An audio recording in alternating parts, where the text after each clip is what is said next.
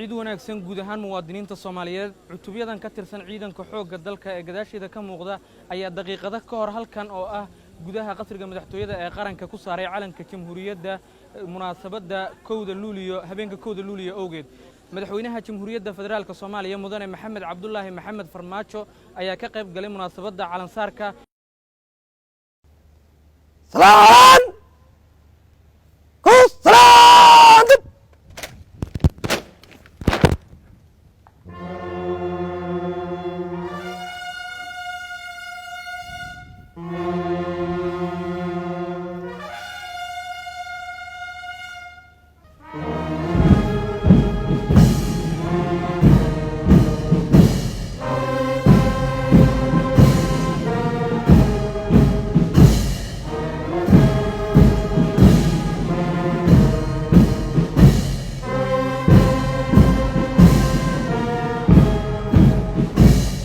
lixdan iyo kow sano ka hor habeenkan oo kale ayaa calanka jamhuuriyadda laga taagay gobolada Koonfureed ee dalka isla markaana ay xornimadooda ka heleen gumeystihii Talyaaniga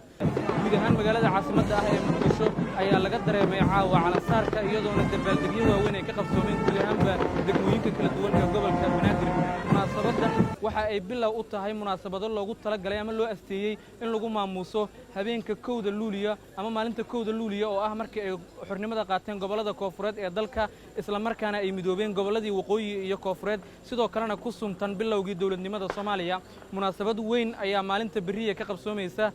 tiyaatarka qaranka oo ay ka qayb galayaan madaxda sare ee qaranka oo ka mid yahay madaxweynaha jamhuuriyadda sidoo kale guud ahaan gobolada kala duwan ee dalka ayay caawa ka qabsoomeen munaasabado waaweyn oo loogu dabaaldegayo habeenkan taariikhiga ah habeenkani waa mid si gaar ah ugu suntan gabagabada iyo kalibkeenida guul iyo halgan dheer oo muddo ay ku soo jireen muwaadiniin badan oo Soomaaliyeed oo qaarkood nafta macaan u hureen Shucayb Maxamed warbaahinta qaranka Soomaaliyeed Villa Soomaaliya